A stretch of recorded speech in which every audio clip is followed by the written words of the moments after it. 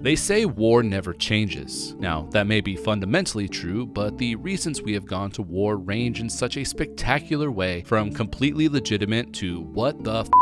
On this episode, we're counting down 10 of the most bizarre battles in human history. Number 10, the War of the Oaken Bucket. People have gone to war for a wide array of reasons: religion, rights, spices, and even resources. But what about a bucket? According to legend, the War of the Oaken Bucket was instigated when soldiers from the Italian city of Modena infiltrated the territory of Bologna to steal a bucket from the city's well. In retaliation, the Bolognese invaded Modena with 30,000 foot soldiers and 2,000 cavaliers. Despite their superior numbers, however, Modena's mere 5,000 foot soldiers and 2,000 cavaliers were able to repel the invaders, and the bucket was hoisted to the top of the city's main bell tower, where it remains today. Number 9, the Drunken War. In 1989, the territory of Moldova declared its independence from the Soviet Union. The new nation wanted to foster closer ties with its western neighbors, which was well received throughout the country except for the territory of Transnistria, which had a large ethnically Russian population.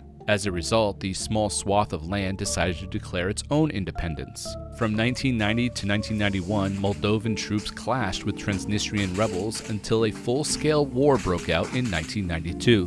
But this conflict was unlike any other, as the combatants would fight during the day, but then gather at night to drink together. Many soldiers befriended their enemies during these social gatherings, even going as far as making agreements not to shoot each other when the fighting resumed the next day. One soldier was even quoted as saying, "The war is like a grotesque party. During the day we kill our enemy, during the night we drink with them."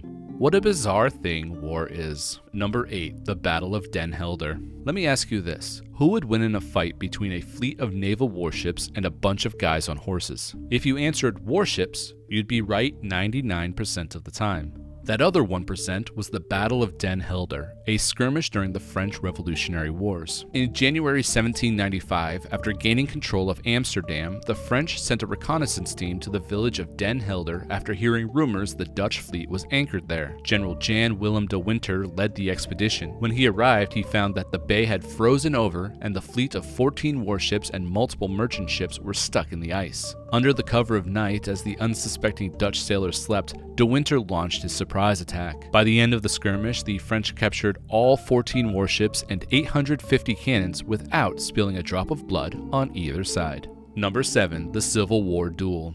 A duel seems like an unnecessary redundancy during an active armed conflict, but there is one incredibly bizarre instance of this happening during the American Civil War. According to a memoir published by John H. Worsham, a Confederate and Union soldier found themselves face to face in a gully as their peers battled nearby. Rather than engaging in one-on-one combat right then and there, the two men agreed to, quote, go into the road and have a regular fist and skull fight, the best man to have the other as his prisoner. So both men walked to the road in the middle of the battlefield and threw fists. The duel created such a commotion, soldiers from both sides ceased fire and gathered around the two men to witness the fight. In the end, the Union soldier surrendered and was escorted away as a prisoner of war, and the battle continued as if nothing had happened.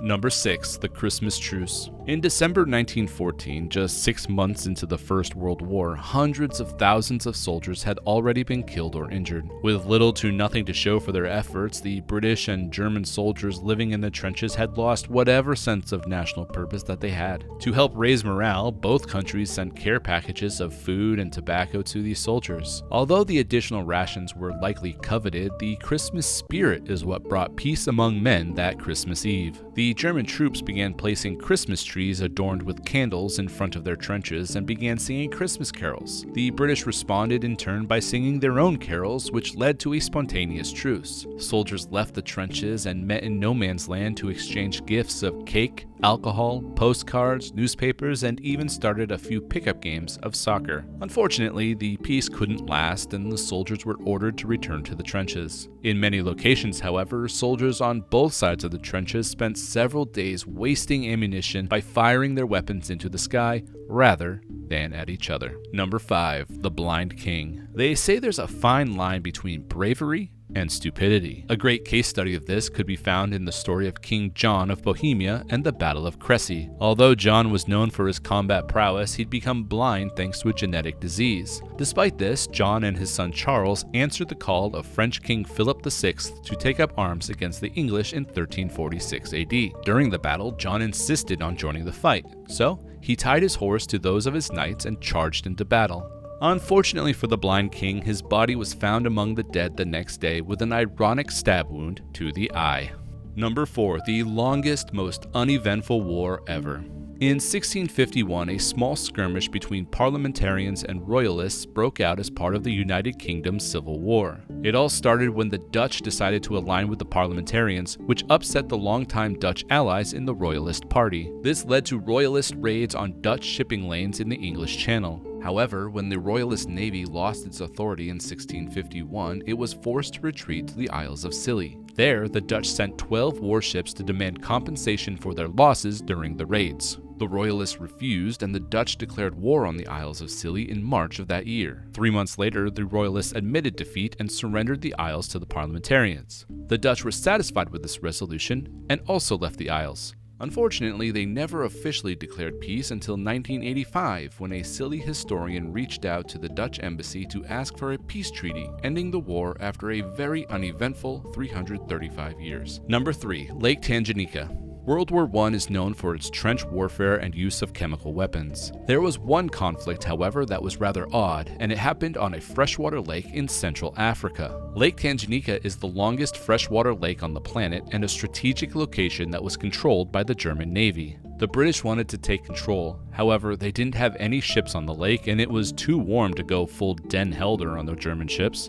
So they did what any outside-the-box thinkers would do and transported 2 boats through the African interior by steam tractors, oxen, and log rolling. To the credit of the British, their hard work paid off. The small attack ships were faster and more maneuverable than the German warships. In the end, the British captured 1 warship and sank the other. Number 2. The Breton War Super Bowl. We don't often think of war as a spectator sport. However, one battle during the Breton War of Secession proved otherwise. On March 26, 1351, 2 groups of knights representing the kings of England and France met at a pre-arranged battlefield in Brittany. What unfolded turned into the medieval version of a royal rumble. The knights were to fight until only one side remained. Despite only having 60 combatants, the battle lasted so long that crowds gathered to watch the contest and were even served refreshments so they could enjoy the spectacle in comfort. Although the outcome of the battle had absolutely no effect on the outcome of the war, historians consider this battle to be one of the finest recorded examples of chivalry. Number 1. The Battle of Castle Itter. It's common knowledge that the United States and Germany were not friends during the Second World War. But what if I told you there was one battle where soldiers from both countries put their differences aside and fought for a common goal? In what has been dubbed the strangest skirmish of World War II, the Battle of Castle Itter saw troops of the United States 23rd Tank Battalion team up with a number of German soldiers to defend the castle against attacking SS troops. The castle had been used as a prison by the Germans for high-profile French prisoners. In the waning days of the war, the order was given to exterminate the prisoners. But seeing the writing on the wall, German Major Joseph Gangl sought the Americans to help defend the castle and the prisoners, some of which chose to take up arms and fight alongside the soldiers. On May 5, 1945, the SS launched their attack. With limited ammunition and only 1 tank, the unlikely team was able to defend the castle long enough for reinforcements from the 142nd Infantry Regiment to arrive. 2 days later, Germany surrendered, effectively ending World War II in Europe. And that is our list of incredibly bizarre battles in history. Are there any others you think should have made the list? Let us know in the comments. And if you like this video, please make sure to click the like and subscribe buttons and check out these other videos we think you might like on your screen now.